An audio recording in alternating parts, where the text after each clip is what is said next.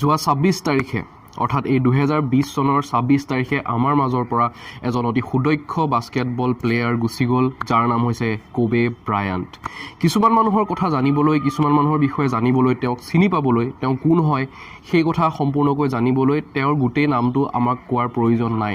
মাত্ৰ তেওঁৰ নাম এটা মাত্ৰ শব্দতে তেওঁৰ বিষয়ে বুজি পোৱা যায়। ঠিক তেনেকৈ কোবে ব্ৰায়াণ্ট বুলি আমি কোৱাৰো কোনো দৰকাৰ নাই, কেৱল কোবে বুলি ক'লে সকলোৱে চিনি পায়, পৃথিৱীৰ সকলোৱে চিনি পায় যে কোবে কোন হয়।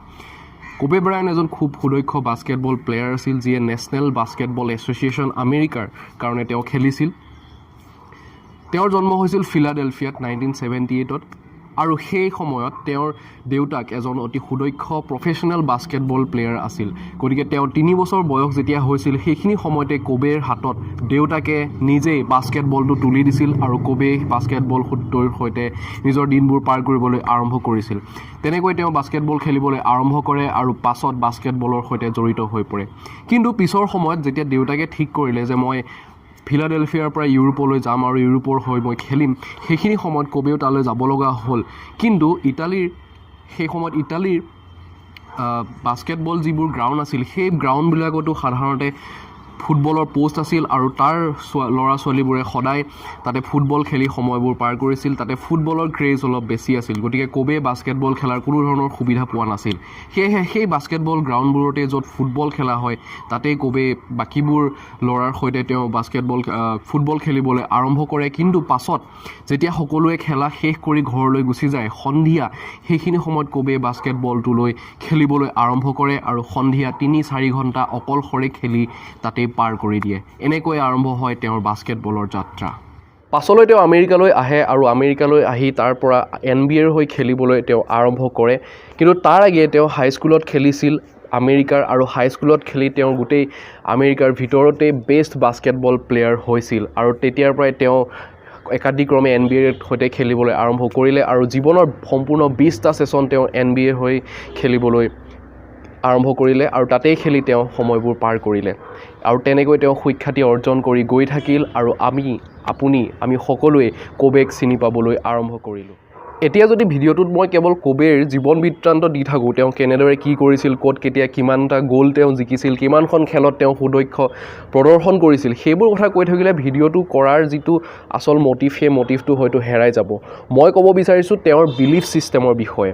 কোবে কিদৰে নিজকে বিশ্বাস কৰিছিল, নিজকে সকলোৰে আগত কেনেদৰে প্ৰদৰ্শন কৰিছিল আৰু নিজৰ ভিতৰত কিমান সাহস আছিল, কিমান তেওঁ ষ্টেবল আছিল নিজৰ সিদ্ধান্তক লৈ, সেই কথাটোকে মই ক'বলৈ বিচাৰিছোঁ। গতিকে জীৱন বৃত্তান্ত আপোনালোকে তেওঁৰ বিভিন্ন উইকিপিডিয়াত বিচাৰিলে পাব, যিকোনো ৱেবছাইটত বিচাৰিলে তেওঁ পাব, আপোনালোকে তাত নিশ্চয়কৈ চাই ল'ব পাৰিব। কিন্তু মই ক'ব বিচাৰিছোঁ তেওঁৰ বিলিফ ছিষ্টেমৰ বিষয়ে।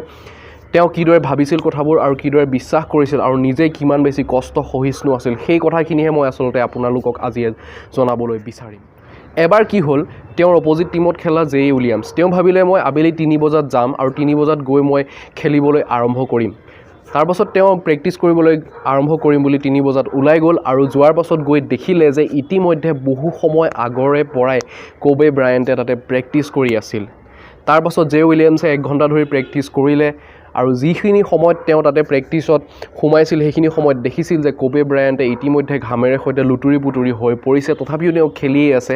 1 ঘণ্টাৰ পাছত জে উইলিয়ামছে প্ৰেক্টিছ সামৰিলে, কিন্তু তেতিয়ালৈকে কোবে ব্ৰায়াণ্টে সেই একেই উৎসাহ আৰু একেই সাহস, একেই শক্তিৰে খেলি আছে, একেই সাহসেৰে তেওঁ প্ৰেক্টিছ কৰি আছে। তেতিয়া জয় উইলিয়ামছে তেওঁক সুধিলে যে তুমি কিয় এনেকৈ খেলিবলৈ আৰম্ভ কৰিছা, কিয় ইমান বেছি কষ্ট কৰিছা? তেতিয়া যে কোবে ক'লে যে আপোনাক মই ওলাই অহা দেখিছিলোঁ প্ৰেক্টিছ কৰিবলৈ আৰু সেইবাবে মই গুচি আহিলোঁ, যাতে মানুহে কোনেও নাভাবক বা মই নিজে ভাবিবলৈ আৰম্ভ নকৰোঁ যে আপোনাতকৈ মই বহুত বেছি কম প্ৰেক্টিছ কৰিছোঁ, আপোনাতকৈ বহুত বেছি প্ৰেক্টিছ কৰিছোঁ, সেই কথাটো নিজকে মই বিশ্বাস দিবলৈকে মই আগতীয়াকৈ ওলাই আহিছোঁ। সেই কথা কৈছিলে কোবে ব্ৰায়াণ্টে জে উইলিয়ামছক। এবাৰ ইণ্টাৰভিউৰে কোবে ব্ৰায়াণ্টক যেতিয়া সুধিছিল আপুনি কিয় ইমান সফল বা আপোনাক কিহে উদ্বুদ্ধ কৰে ইমান ভালকৈ খেলি যাবলৈ, তেতিয়া কোবে ব্ৰায়াণ্টে কৈছিল যে discipline, practice and hard work, এই 3টা কথা তেওঁ কৈছিল। তেতিয়া ইণ্টাৰভিউৰে পুনৰাই সুধিছিল যে এই 3টা যে আপুনি শিকিলে, সেইকেইটা আপুনি ক'ৰ পৰা শিকিলে, কেনেকৈ শিকিলে? তেতিয়া কোবে ব্ৰায়াণ্টে কৈছিল মই জীৱনত যেতিয়া এবাৰ ভাবি লৈছিলোঁ যে মই বাস্কেটবল খেলিম, গতিকে মই খেলিম। যেতিয়াৰ পৰা মই ঠিক কৰি লৈছিলোঁ খেলিম বুলি সেইদিনাখনৰ পৰা যিদিনাখন মই নিজৰ 100% এফৰ্ট দি মই প্ৰেক্টিছ কৰিব নোৱাৰোঁ সেইদিনাখন মই ৰাতি ভালকৈ শুব নোৱাৰোঁ মোৰ ভিতৰত এটি আক্ষেপ থাকি যায় যে মই আজি সম্পূৰ্ণ ভালকৈ নিজৰ সম্পূৰ্ণ 100% দি মই কষ্ট নকৰিলোঁ 100% দি মই আজি নিজকে সমৰ্পণ নকৰিলোঁ তেতিয়া সেই আক্ষেপটো মোৰ মনত থাকি যায় আৰু মই ৰাতি শুব নোৱাৰোঁ আৰু সেইবাবেই যাতে মোৰ ভিতৰত সেই আক্ষেপ কেতিয়াও থাকি নাযায় সেইবাবে মই সম্পূৰ্ণ 100% দি নিজৰ ফালৰ পৰা সদায় কষ্ট কৰোঁ নিজৰ ফালৰ পৰা সদায় মই প্ৰেক্টিছবোৰ কৰি যাওঁ যাতে মই নিজৰ ফালৰ পৰা 100% দি মই তাতে প্ৰদৰ্শন কৰিব পাৰোঁ এটা হাতীক যেতিয়া সৰু হৈ থাকে এডাল মাত্ৰ সৰু শিকলি বা সৰু ৰছীৰে তাক বান্ধি থোৱা হয় তেতিয়া তাৰ গাত ইমান বেছি বল নাথাকে আৰু সেইবাবে সেই ৰছীডাল ছিঙি সি ওলাই যাব নোৱাৰে অথবা গুচি যাব নোৱাৰে ভৰিৰ পৰা তেজ ওলাই যায় সেই ৰছীডাল ছিঙিবলৈ গৈ আৰু সেই হাতীটো ব্যৰ্থ হৈ থাকি যায় কিন্তু ডাঙৰ হয় যেতিয়া সেই হাতীটোক পুনৰ সেই শিকলিডালেৰে বান্ধি দিয়া হয় কিন্তু হাতীটোৱে সেই শিকলিডাল ছিঙি তাৰ পৰা আঁতৰি নাযায় কিয় নাযায় সেয়া হৈছে বিলিফ ছিষ্টেম